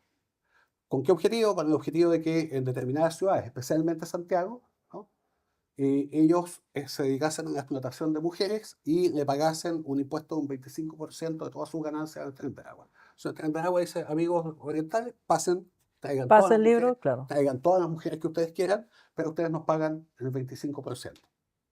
Un dato. En, en junio del año 2022 hubo un homicidio en un edificio que está en Huérfanos 1400, que es muy famoso, donde han matado mucha gente. Ahí asesinan, son los orientales quienes asesinan al jefe de plaza de prostitución del Tren de Aragua, que se llama Franquexis Vargas. ¿Y por qué lo asesinan? Porque Franquexis les empieza a cobrar plata que según ellos les debían los orientales. Los orientales dicen, no te debemos nada, sí, tú nos debes. ¿Por qué? Porque dentro, alguien dijo por ahí, creo que lo dijiste tú, son empresas, ¿verdad? Dentro del Tren de Aragua hay auditores. Eso te iba a preguntar ahí, Son auditores que van claro. y que Auditores, contadores, son auditores. contadores auditores, ¿no? Son contadores o sujetos que ¿Qué saben. saben? Bueno, de hecho, todos estos grupos llevan contabilidades impresionantes. ¿Mm? Pero ese auditor, su trabajo es el mismo, o sea, subir ustedes a un bus interprovincial y de repente se sube un sujeto de la empresa y ve cuánta gente va, ve la planilla del Sí. chofer, eso mismo. Estos son como un observador. Entonces, el auditor que tenían acá en Santiago Centro le dice a los jefes del Tren de Aragua, ¿sabes qué? Los orientales están llevando más chicas a las piezas, a los departamentos justamente de ese edificio, de las que ellos dicen. Ya. Y ahí empieza la disputa. Empiezan, bueno, y Que esa sí, que no. esa disputa, ¿han visto estos homicidios aquí en Lampa? Esos dos quíntuples homicidios que ha habido son consecuencia de esa disputa. Y muchos homicidios más. Uno en Bajos de Mena, aquí en Estación Central, etc. Te comento eso como una base, ¿ya? Lo segundo, efectivamente, ¿no es cierto?, la cantidad de plata que ellos generan, no sé si sea capaz de dañar una economía, ¿ah? Pero sí son cantidades importantes. Tú puedes ver el daño a la economía desde distintos puntos de vista. El daño uno, ¿no es cierto?, que es una discusión bien bizantina, pero que se ha dado muchas veces, es que no pagan impuestos. Bueno, es absurdo pedirle que pague impuestos a alguien que gana plata Sí. por cuestiones ilícitas, ¿no? El daño 2 que tú puedes ver, ¿no es cierto?, es el daño que ellos generan a nivel de todas las actividades lícitas que se ven afectadas por su actuación. Y te voy a poner un ejemplo que excede el tren de agua. Los toldos azules aquí de Meix, esos viven organizados, están completamente organizados, ¿no es cierto? Tienen sistemas de protección. Hoy día empezaba, si no me equivoco, el juicio por el asesinato de Francisca Castillo. ¿Se acuerdan ustedes? Valenzuela, ¿no? Castillo, La periodista Valenzuela. Valenzuela, sí. Venezuela, ¿cierto? Que es asesinada efectivamente por sujetos que están protegiendo la actividad de los toldos azules, que son sicarios, delincuentes comunes, ¿no es cierto?, contratados para la protección de eso. Ahí tú tienes un grupo que yo no entiendo por qué no se ha investigado como una asociación ilícita. ¿Y cuál es el daño que causan ellos? U otros grupos del mismo tipo. Pregúntale tú a la gente que sí paga impuestos, que sí tiene negocios, donde sí paga sueldo, cómo se ven afectados ellos con esa actuación. Ahora, es muy difícil que eso se mida. ¿Verdad? ¿Cómo efectivamente sabes tú cuánta plata dejó de percibir el dueño del negocio que efectivamente vende ropa, que probablemente es falsificada también, ¿no? Pero que paga sus impuestos, que paga electricidad, ¿no es cierto? Que arrienda el local. Que arrienda el local y que viene un tipo que le pone una carpa afuera y vende lo mismo que él vende adentro, no sé, Mm. a la mitad de precio o menos. Entonces, eso es muy difícil de medir. Y lo que sí se ha medido muchas veces en distintas partes del mundo es, por ejemplo, el daño que te causa el tema del tráfico, el consumo de drogas ilegales, ¿no es cierto?, en términos de lo que significa para el sistema de salud pública. ¿Cuánto te cuesta, por ejemplo, no sé, el sistema de tratamiento de drogodependencia, etcétera? Pero la verdad es que objetivamente no hay un sistema único de medición en ese aspecto. Yo creo que nadie sabe cómo se hace. No sé si te contesto, si tienes alguna duda. ¿Sí?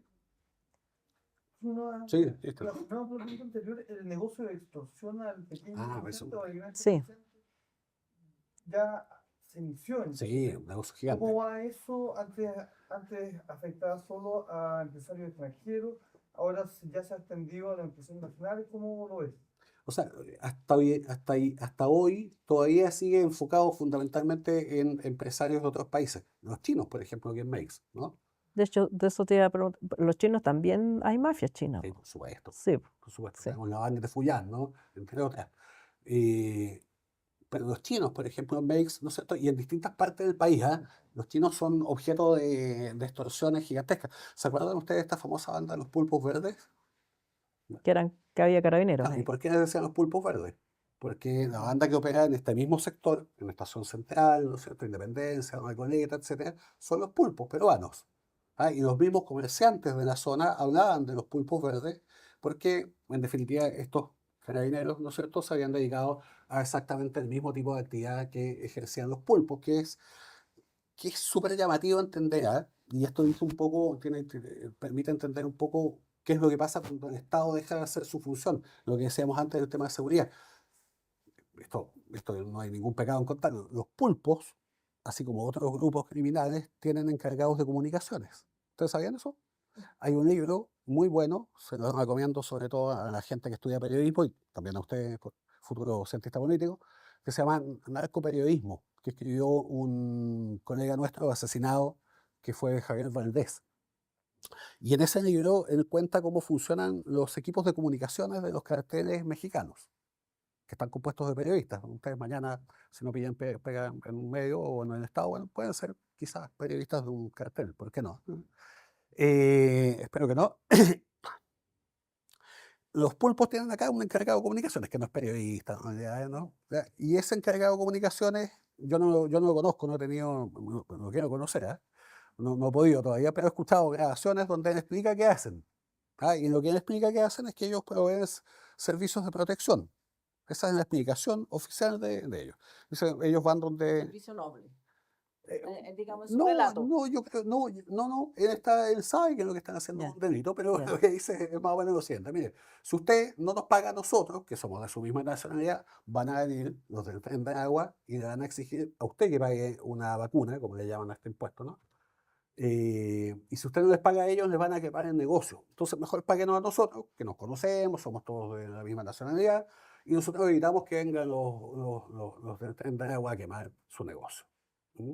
Y claro, ¿qué pasa cuando tú no le pagas a los pulpos? Bueno, van los pulpos y te queman el negocio, ¿no? Y te Es queman. lo mismo. Y hay cuestiones brutales, ¿no? Hay, por ejemplo, uno de los cabecillas de los pulpos, Pacolo, Luis Daga, que está preso acá, está siendo pedida su extradición por Perú. Ese sujeto, por ejemplo, quemaba mascotas. Una cuestión brutal, ¿no? No le pagaban, ¿no es cierto? Entonces el primer acto de intimidación hacia quienes no pagaban es, bueno, quemar la mascota. Eso todavía está, entre comillas, focalizado acá en Santiago, en peruanos, en colonias, digamos, ¿no? A los chinos, quizás. Pero si tú vas a otras partes, por ejemplo, y aquí tomando lo que tú decías, si tú ves lo que pasa en Iquique, en Antofagasta, en Arica, las víctimas ahí son chilenos, efectivamente. O sea, hay colombianos también, hay venezolanos, pero ahí ya tienes, ¿no es cierto?, sobre todo, y de nuevo, la gente más pobre. O sea, la señora que tiene un negocito dentro de una toma en los cerros de Antofagasta, bueno, esa persona, no tengan duda ustedes de que, ¿no es Está cierto?, pagando su está vacuna. pagando una vacuna. Yo incluso tengo un video ahí de una mujer donde llegan, ¿no es cierto?, sujetos armados a exigirle que pague porque no ha pagado. Y eso es si me permiten, así como a modo de reflexión, nosotros durante muchos años en este país, ustedes son muy jóvenes, nosotros no tanto ya, pero durante muchos años en este país hubo la sensación, la creencia de que estábamos, de algún modo éramos una especie de país aparte de América Latina, que teníamos ciertas condiciones económicas, qué sé yo, que permitían pensar que éramos distintos. Yo creo que una de las cosas que ha hecho el crimen organizado es, así a modo de cachetada, decirnos, hey, Bajarnos del pony. bájense del pony, ustedes son lo mismo que todos, ¿no? Porque este sistema extorsivo, por ejemplo, ¿por qué le funciona tanto a los pulpos? Porque en Perú existe desde hace muchos años. O sea, para el comerciante peruano que pone un negocio de venta de carcasas, ¿no es cierto?, en el Paseo Ahumada, bueno, o cerca del paseo, da lo mismo, que le cobren es una cuestión, es un costo asumido. ¿M? No es una cuestión exótica. Y muchos de ellos, de hecho, se venían a Chile. Y yo he conversado también con muchos peruanos que me dicen que ellos se vinieron a Chile justamente escapando de ese tipo de cosas. Llegan acá y bueno, ya es lo mismo, entonces ya no hay nada que hacer. Ya no hay dónde ir. No hay dónde ir. ¿Cómo estamos de hora? Nos quedan 10 minutos. ¿Alguien quiere hacer alguna pregunta? Perdón, esto de, como de las bombas que tendrían que comprarle traje. Eh, Nada. sí, granadas. Eso. Ujú. En México los policías normales andan con armas, pistolas y afuera de los malls también. Eso como que yo pensé que eran como una fuerza especial, pero no eran policías comunes, entonces tendría que llegar a algo así. Chile sí Yo creo que vamos a llegar a eso. O sea, de hecho, estamos llegando. Si tú ves, compara desde antes del estallido, porque ahí, digamos, cambian muchas Sí. cosas, ¿no? Pero si tú te acuerdas cómo andaban los carabineros aquí en el centro de Santiago en el año 2018, ¿cuántos carabineros con chaleco antibalas veías? Muy pocos. Probablemente se veían, pero muy pocos. Pero si tú te fijas hoy día, prácticamente todos andan no solamente con el chaleco antibalas, sino con una tenida completa, ¿no? Que tiene un cuello, que tiene una cuestión que les protege la zona genital, con un montón de cosas, ¿no? Eso ha ido cambiando, efectivamente, y va a seguir cambiando en la medida que efectivamente estos grupos sigan actuando del modo en que están actuando. No tienes ninguna posibilidad de que tú te defiendas, por ejemplo, de un disparo de un fusil con una pistola. No hay ninguna proporcionalidad en eso, pese a lo que uno ve en Netflix, ¿no es cierto? No hay cómo hacer frente a aquello. Tenemos un tema de tráfico de armas que es gigantesco, ¿verdad? A mí, que yo conozco bien el tema, me parece casi ingenuo cuando, ¿no es cierto?, empiezan todas estas campañas para decir que Entrega tu arma. entrega tu arma o estas campañas para poner restricciones para tenerse armas. Si las armas que andan en la calle No pasaron. o sea, por supuesto, algunas de esas han sido sustraídas desde casa y qué sé yo, sin duda, ¿no? Y muchas de ellas también han sido compradas a través de manos blancos, en los negocios aquí en el Paseo Bulnes o en cualquier parte. Pero los fusiles, por ejemplo, eso no llegan acá a Chile. Las pistolas Glock, ¿no? Llegan fundamentalmente a través de Tacna, ¿verdad? Mucho armamento entra a través de Argentina, a través de dos lugares fundamentales que son los Andes y Puyehue. ¿Y el tráfico a través de las mismas Fuerzas Armadas chilenas Hay es también, significativo? también, pero no sé qué tan significativo sea, porque por supuesto que hay, y ha habido muchos ejemplos en los últimos años, ¿no?, de armamento vendido, pero ese armamento generalmente es FAMAE, ¿ya? Y por supuesto, cuando cae un arma FAMAE en manos de nuestros grupos, lo más probable es que esa arma haya sido traficada, ya sea desde la misma FAMAE, desde los arsenales del ejército, policía de investigaciones, carabineros o qué sé yo. pero tenemos una cantidad significativa de armamento de última generación que entra al país Que ni siquiera tienen la fuerza chilena. y que ni siquiera hay forma de rastrear porque no están en el banco. Hay un banco unificado hoy día en el país, hay un banco unificado de datos donde están ingresadas todas las armas que hay en Chile en función de sus números de serie y todo eso. Y les garantizo que en la mayoría de las diligencias donde caen armamentos que tienen que ver con prender agua, con los pulpos, qué sé yo, esas armas no están ahí. Por lo tanto, significa que vienen desde afuera. Y además hay otro mercado que es súper interesante, que es el mercado de lo que se llaman armas sucias. ¿Ya? Las armas sucias son aquellas armas que han sido ocupadas en algún delito de cierta connotación, que de todos modos siguen funcionando en el mercado y se siguen pasando de mano en mano, obviamente a cambio de una módica suma, ¿no? Y por eso cada cierto tiempo pasó con estas armas Hace que poco, incautan en claro. Villa Francia, ¿no? Que una de esas armas había sido ocupada en un atentado cerca de Valdivia, ¿ya? Y con muchas otras cosas que uno ve en el mismo caso, ¿no es cierto?, del Tren de Agua, hay varias armas que han aparecido vinculadas a varios delitos, ¿ya? Y por lo tanto, esas armas efectivamente se van moviendo de mano en mano. Entonces, hay todo un submundo que también es bien poco conocido y que creo que efectivamente excede mucho más allá de la tenencia de armas común. Tenemos espacio para la última pregunta. Con respecto al sicariato, Ujú. pero no el sicariato de entre bandas, sino el sicariato de yo, persona civil, que, Ujú, por ejemplo, entro a una página en vez de prostitución para controlar un ujú. sicario. ¿Se ha visto un aumento? ¿Existe actualmente en Chile?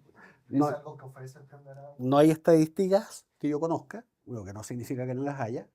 Yo no conozco todo, pero efectivamente es un negocio que te ofrece no solamente el Tren de Agua, sino muchos grupos más, es efectivamente el tema del sicariato, ¿no? De que tú contratas a alguien para que vaya y ejecute, ¿no es cierto?, a otra persona. Tradicionalmente, en los últimos 10 o 15 años, el sicariato ha sido fundamentalmente ejercido por colombianos, ¿ya? Pero mucho colombiano que está dedicado a eso. Entre otras cosas porque en Colombia existe todavía una cosa muy extraña que se llama la oficina de Envigado, ¿ya?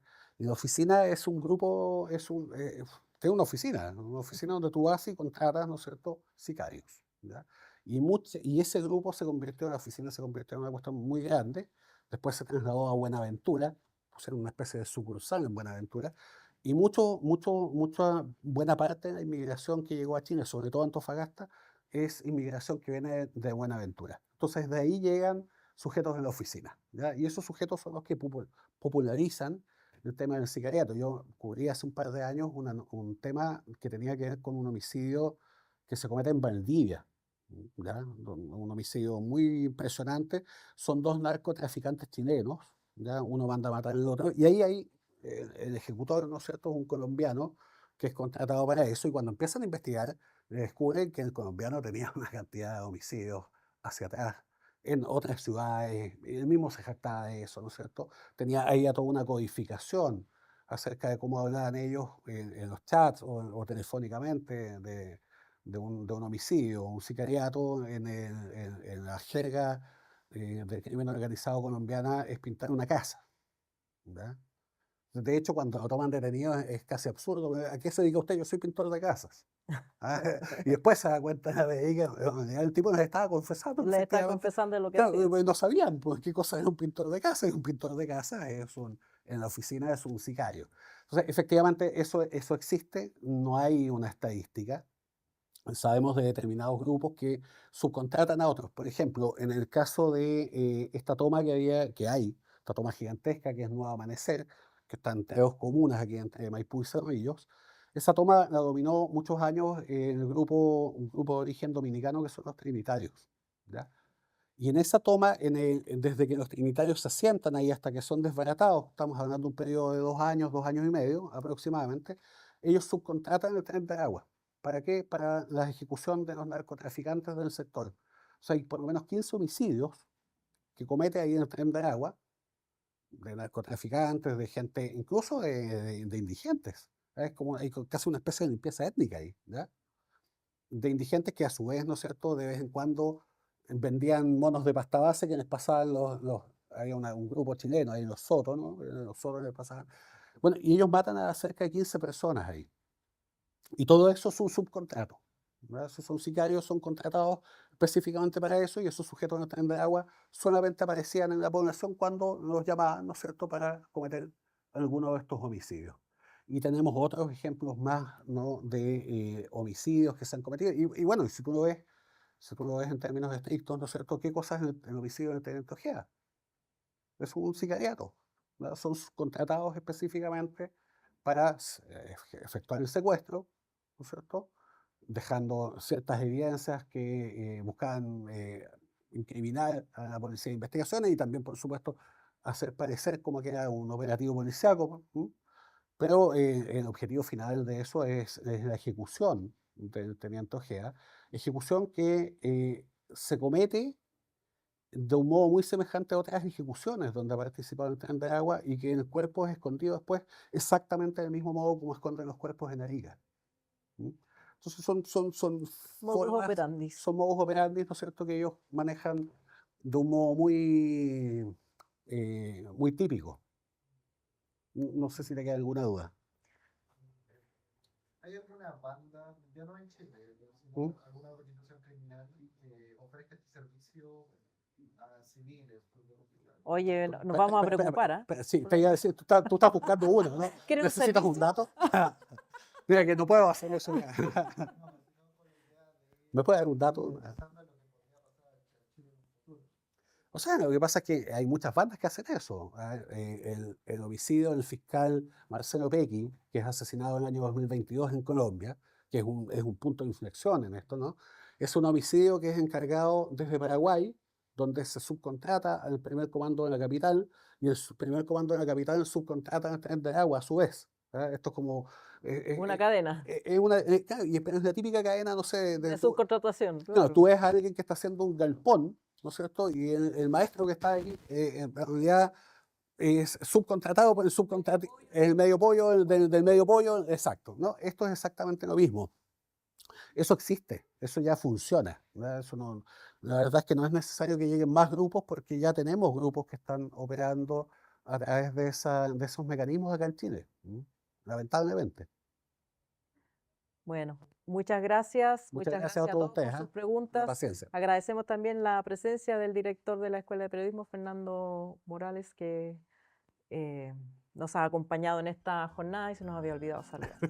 Así que muchas gracias. Espero que la cátedra UNESCO les haya servido de reflexión, sobre todo para lo que nos corresponde hacer como periodistas en el futuro. Muchas gracias. Muchas gracias a ustedes, encantado.